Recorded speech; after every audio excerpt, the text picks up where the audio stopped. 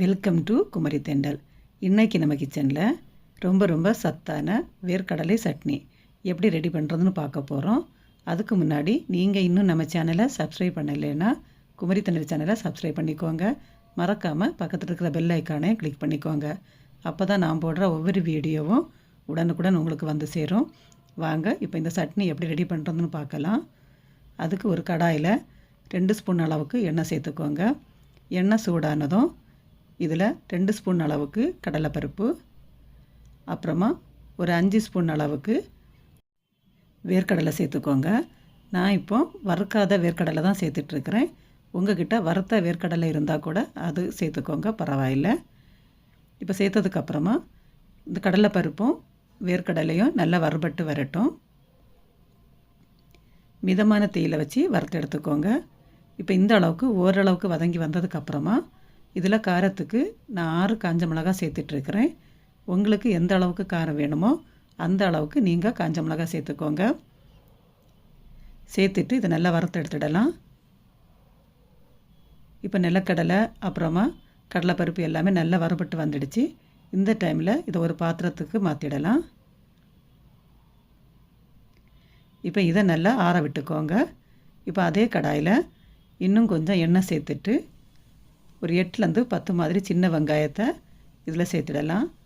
சேர்த்துட்டு இது கூட 4 பல் பூண்டு சேர்த்துட்டு இதை நல்லா வதக்கி எடுத்துடலாம்.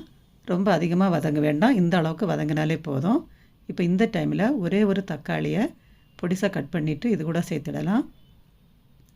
அப்புறமா இது கூட கொஞ்சமாக கருவேப்பிலை, அடுத்ததாக அரை நெல்லிக்காய் அளவுக்கு புளி, இவ்வளவும் சேர்த்துட்டு இந்த தக்காளி நல்லா வதங்கி வரட்டும். அது வரைக்கும் இதை வதக்கி எடுத்துடலாம்.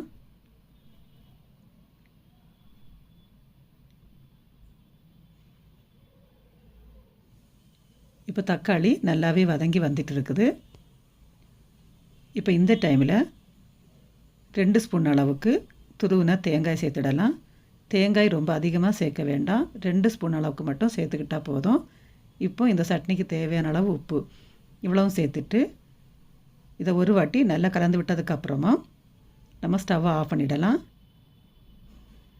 தேங்காய் சேர்த்ததுக்கப்புறமா ரொம்ப நேரம் வதக்க வேண்டாம்.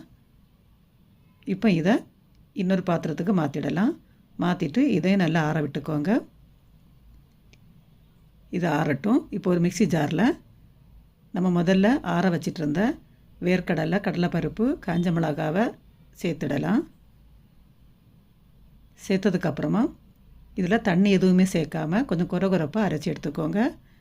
இந்த மாதிரி அரைச்சி எடுத்ததுக்கப்புறமா நம்ம வதக்கி எடுத்து வச்சிட்டு இருந்த வெங்காயம், தக்காளியை இதில் சேர்த்துடலாம். சேர்த்துட்டு தேவையான அளவு தண்ணி சேர்த்து இது நல்லா பேஸ்ட்டாக அரைச்சி எடுத்துடலாம். பாருங்கள், இந்த மாதிரி அரைச்சி எடுத்துக்கோங்க. இப்போ இதில் சட்னி உங்களுக்கு எந்த அளவுக்கு வேணுமோ அந்த அளவுக்கு தண்ணியும் சேர்த்துட்டு உப்பு எல்லாம் செக் பண்ணிக்கோங்க. செக் பண்ணி சேர்த்ததுக்கப்புறமா இதில் கடுகு, கருவேப்பிலை, காஞ்ச மிளகாய், உளுந்தம்பருப்பு போட்டு தாளிச்சிட்டு அந்த தாளிப்பை இந்த சட்னியில் சேர்த்துடலாம். ரொம்ப சத்தான வேர்க்கடலை சட்னி ரெடி ஆகிடுச்சு. இது இட்லி, தோசை, சப்பாத்தி கூட சாப்பிட்றதுக்கு ரொம்பவே சூப்பராக இருக்கும். நீங்களும் இதே மாதிரி ட்ரை பண்ணி பார்த்து எப்படி இருந்துச்சுன்னு உங்களோட ஃபீட்பேக்கை கமெண்டில் சொல்லுங்கள். மீண்டும் இன்னொரு ரெசிபியோடு உங்களை சந்திக்கிறேன். நன்றி, வணக்கம்.